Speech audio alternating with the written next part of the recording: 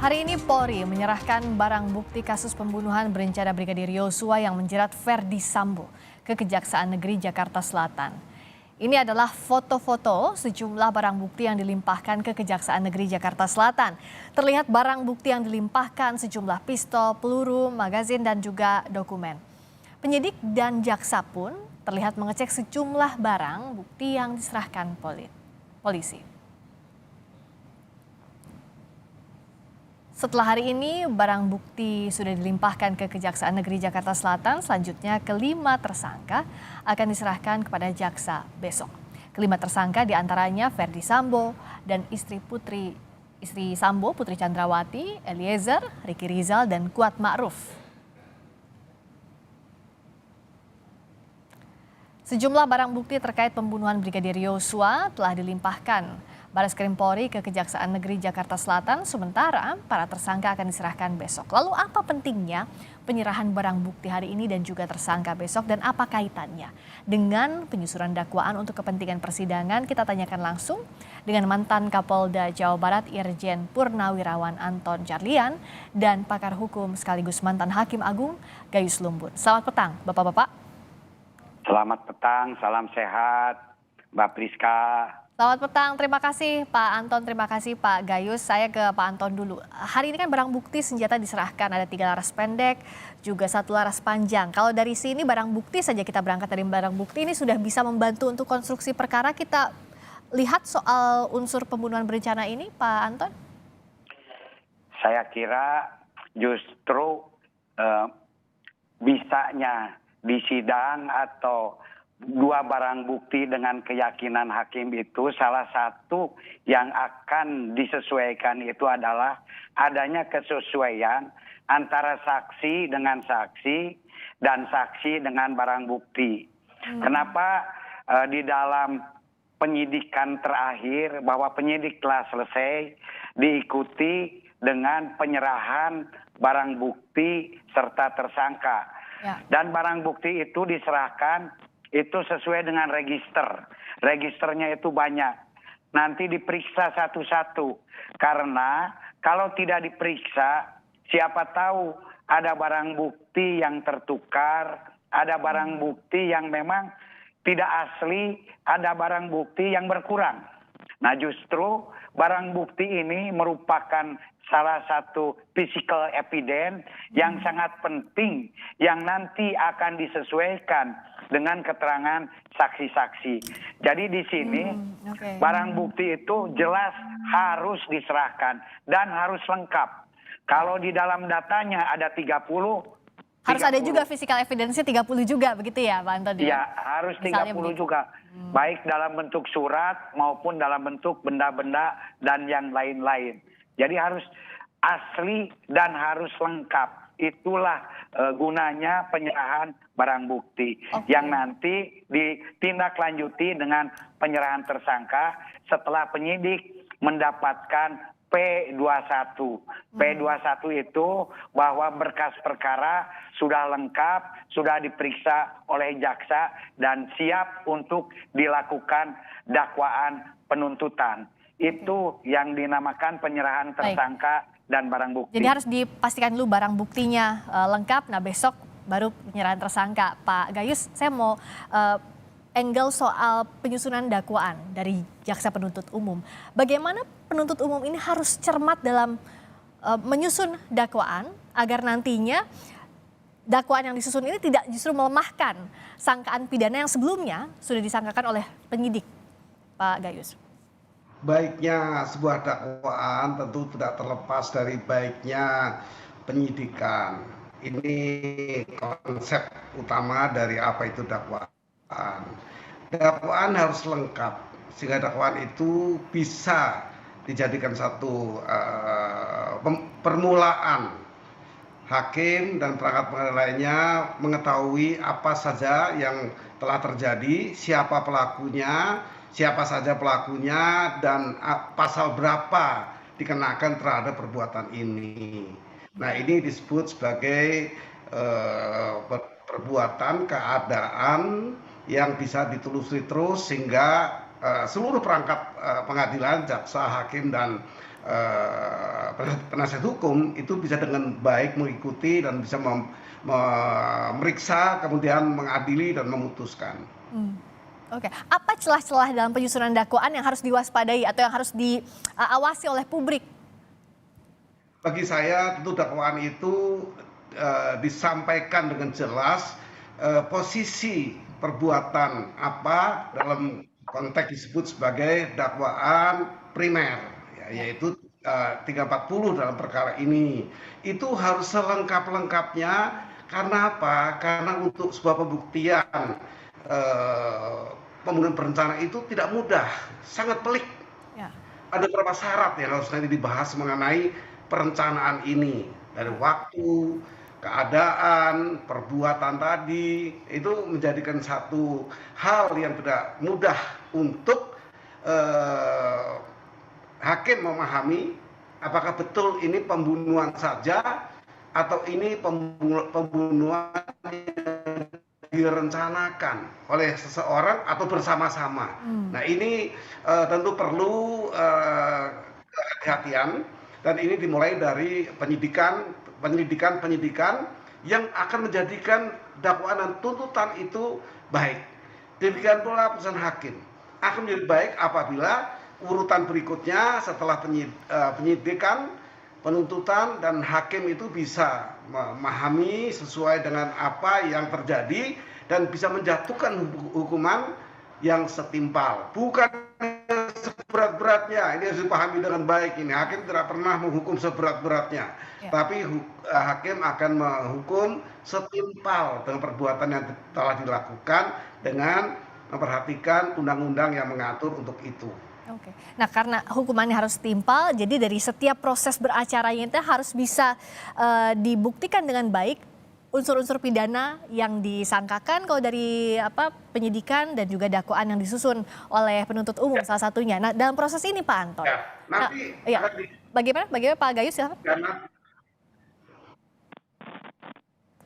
Ya, ini nanti akan didukung dengan berbagai alat bukti yang sah menurut pasal 184 ayat 1. Ada pihak-pihak yang nanti bisa menjadikan terangnya persoalan ini. Kemudian yang tidak boleh dilupakan adalah saksi. Saksi adalah apa orang melihat sendiri, mengalami sendiri atau mendengar sendiri, dan itu dilengkapi juga dengan saksi yang meringankan dan saksi yang memberatkan. Oke, alat bukti ini jadi penting. Kalau Pak Anton melihatnya di proses penyidikan kita tidak bisa bilang ini sebentar, bolak-balik perkaranya dikembalikan ke penyidik, begitu ya Pak Anton. Nah, cukup lamanya waktu ini apakah bisa menjamin bahwa berkas itu sudah lengkap untuk diteruskan disusun dakwaan oleh jaksa? Sebetulnya ada skep Kapolri tentang tenggang waktu proses penyidikan tindak pidana, di mana untuk pidana yang berat itu diberikan waktu 120 hari, untuk yang sedang 90 hari, dan untuk yang biasa-biasa saja 60 hari. Kalau dilihat dari tenggang waktu, bahwa kejadian ini sekitar tanggal 24-25 Agustus, September, dan sekarang Oktober. Hampir sekarang ini 50 hari. Jadi kalau menurut saya ini termasuk proses penyidikan yang cukup cepat. Ini adalah prestasi Polri sebetulnya dalam menyelesaikan perkara ini. Dan untuk lebih menajamkan lagi penyidikan, tadi seperti dari Prof. Gayus dikatakan bagaimana menentukan peran-peran, biasanya penyidik juga membuat berkas perkara itu split itu dipisah-pisah. Jadi perorangan itu ada peran-perannya sendiri. Nah, sehingga nanti di dalam dakwaan pun juga, walaupun ini bukan ranah Polri, itu ada dakwaan split yang tersendiri-sendiri. Nah, jadi kalau menurut saya ini merupakan waktu yang cukup untuk diserahkan ke kejaksaan.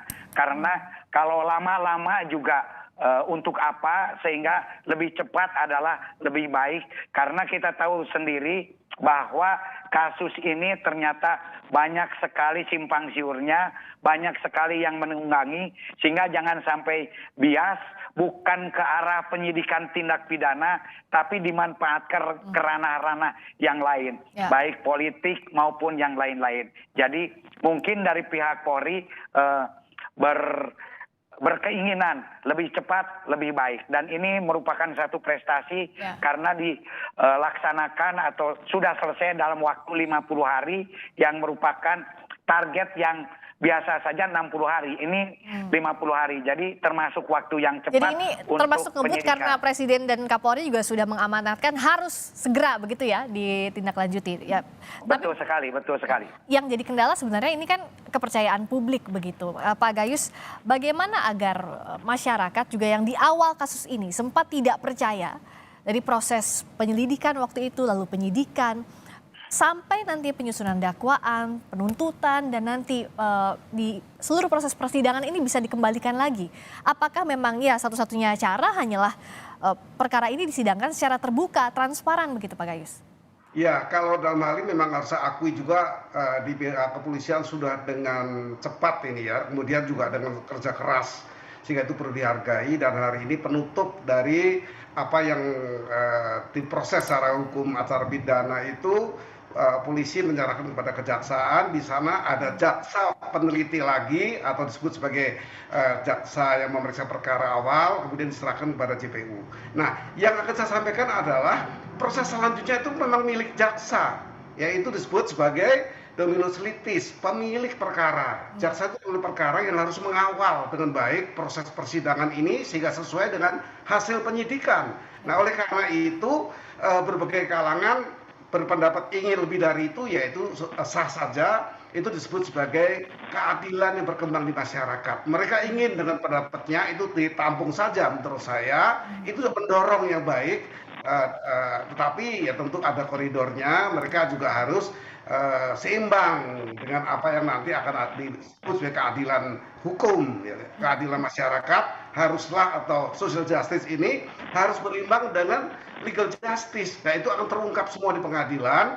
Harapan ini akan terpenuhi apa tidak, masyarakat menjadi terpenuhi harapannya, itu nanti akan berkembang bagaimana jaksa nanti memerankan semua proses hukum ini, harus disebut sebagai pemilik perkara, pengawal perkara. Nah, hakim nanti akan memperhatikan semua aspek yang ada, dan hakim memutuskan dengan adil, imparsial, tidak memihak, dan setimpal dengan apa yang telah dilakukan. Oke. Terputus komunikasi dengan Pak Gayus, kita akan hubungi kembali. Nah, kalau dari Pak Anton, nah besok itu adalah penyerahan tersangka begitu. Apakah ya ini bagian tadi dari proses hukum acara pidana, tapi apalagi yang bisa publik dapat dengan proses ini? Apakah ya tadi harus diapresiasi begitu apa yang dilakukan oleh tetapi tidak masalah Pak Gayus? Ada terputus lagi saya ke Pak Anton. Baik Pak Anton, bisa dijelaskan tadi besok penyerahan tersangka, lalu bagaimana publik bisa melihat bahwa proses ini bisa diikuti, kita ikuti saja tracknya, alurnya, sudah bisa dipercaya proses pidana ini?